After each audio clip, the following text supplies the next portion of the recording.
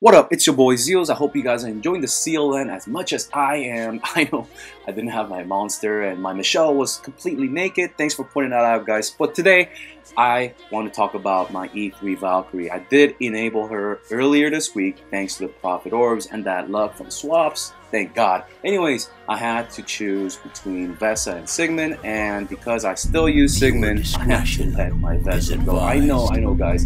Don't be angry. I know she's very important early and mid game, and I know for free to play and light spenders, I know how powerful she is. But for me, honestly, I don't use her in any aspect of the game so far, so I might as well use her as a goodbye of using her as fodder. Anyways, Valkyrie, I'm overly impressed, even after the nerf. And yes, this is all post-nerf clips. As soon as I E3'd her, I took revenge in every aspect of the game. I started doing Aspen, I broke my old record, I blew it out the water. Here's some clips, as well as Brave Trials. I'm just having fun, just soloing Brave Trials, at least halfway with her.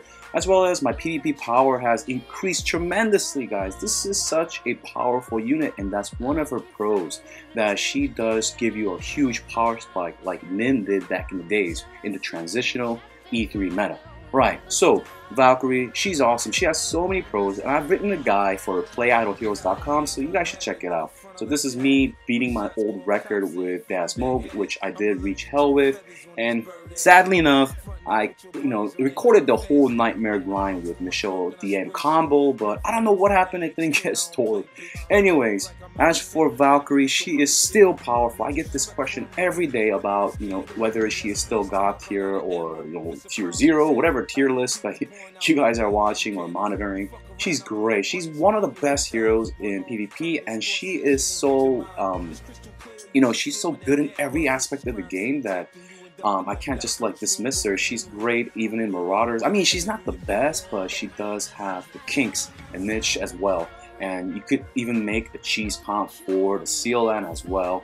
She has such great sustain, tankiness. She can reach above 10 to 11 million combat HP with depending on the aura you use. So she's very tanky, and she has a utility to keep herself alive by reducing armor, reducing attack as well as stealing the attack through her actives.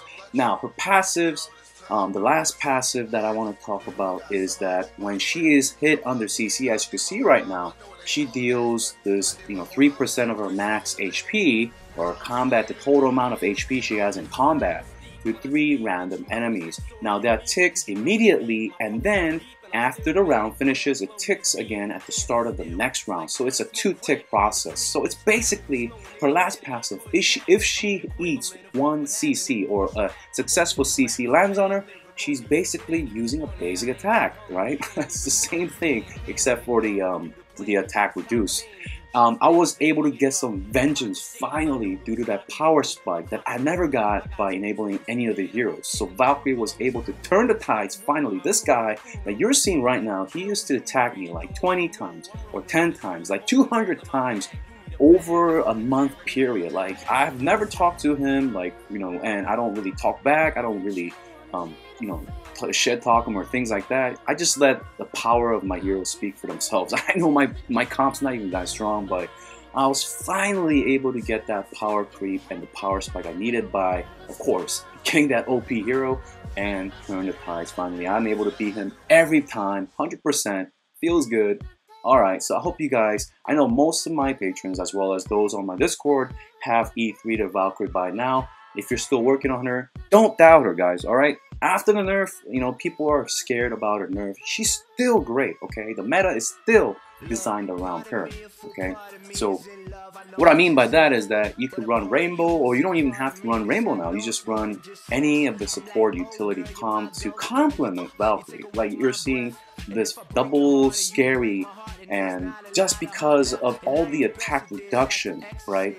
We're not running completely a lot of CC here. We have Michelle as well as Valentino. CC's on they're both same CC, stun CC, so it's not that effective, but it's getting the job done thanks to the tankiness of the team on the left side due to the attack reduction as well as attack steals and all of the contribution from the synergy of the entire heroes. And even if those heroes do die, we'll see, we'll get the same similar outcomes because Valkyrie has that solo carry capability. Alright, she's able to turn fights when it looks like you're losing and you're like, alright, you know what, I'm just gonna skip the fight. But then, to your surprise, you'll see Valkyrie just carried away and see some ridiculous damage that you'll see in just a few moments. Alright, so in terms of PvP, she's so easy to build because you're gearing her towards HP, and at the moment, still, HP is the best way to go. And if you look at her passives, her first passive, right, where they're talking about the attack bonus as well as her HP bonus, the percentile that is acting like a multiplicative to her basic character sheet. So if you look at the text, right, it says max HP. It's the only hero that says it gives her a boost to her max HP. So I don't know if that's just flavor text. Actually, I do know what it means, but basically, it's a multiplier. It's great, and she's the only hero at the moment where you can stack defensive stats that also provide offensive boost as well as sustainability through her passive heals. Okay, so she is so well-rounded, so easy to build, and you don't even have to run 4-piece of the armor set. It's actually better to break it down into 2-piece, whether you're using a 5-star armor gear or 6-star armor gear, which I will detail in the guide itself. Check it out in the description box below. Anyways, so you want to kind of break it down, and you don't really need to give her that 3-piece attack boost. You want to stack as much HP as possible at the current moment. Right here, you'll see the turning point where, you know, I thought personally that Valkyrie was going to lose. It's like 3 versus 5, and then, you know, of course, Deer kicks in. Michelle's providing that awesome heal as well as CC. Mim is staying in there. You know, and Valkyrie, the opponent does not have a Valkyrie to kill our Min or slow our Min down, so Valkyrie is able to get a nice clean finish. And Vesa, quite honestly, cannot keep up with that damage, and down goes the opponent team. I'm so happy with Valkyrie right now. She's really making this game fun for me, and I hope you guys don't doubt on her power.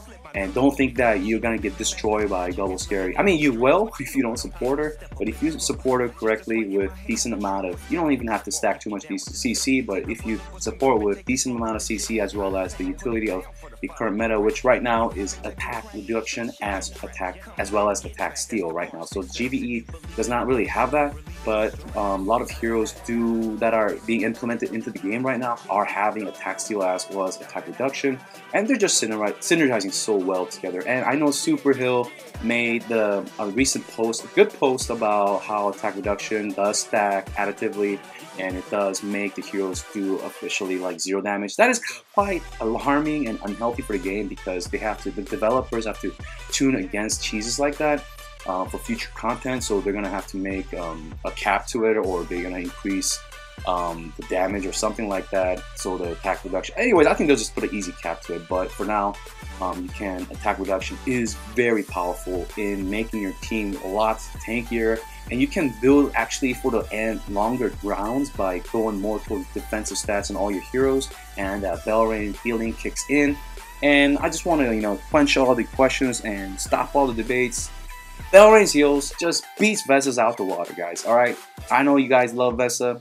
I know we got some hardcore Vesa fans. I'm sorry, I've seen over 1,000 fights since Bell Rain has, you know, came out, and Vesa like maybe beat out Bell Rain once or twice, okay? Because it was like Bell Rain died like round 2, and Vesa lived till like round 15, so somehow, and was able to like triple Bell Rain's healing. But for most situations, Bell Rain will kick Vesa's butt in terms of healing output, okay? And Vesa, and Bell Rain can do a lot of damage as well. I will talk about that in a whole nother video and a guide. Anyways, thanks for tuning in, guys. I hope you enjoy tomorrow's event launch. We have lots of good changes coming. I'm gonna cover that tomorrow, hopefully not too drunk. Anyways, guys, I'll see you guys tomorrow, and peace.